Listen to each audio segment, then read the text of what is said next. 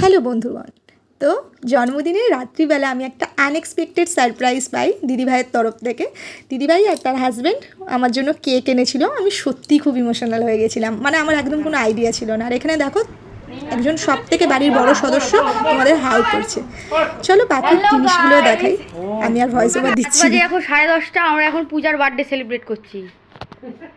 এই ভয়ানক voice ওভারটা this না কিন্তু। আচ্ছা, এই হচ্ছে আমাদের সব ফ্যামিলি। আব্বা যাও, শুধু আরো 2-3 জন মিসিং আছে।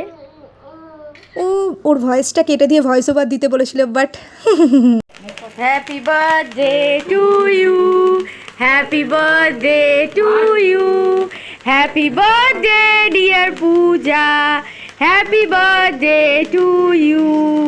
হাতালি, ছোট হাতালি দাও।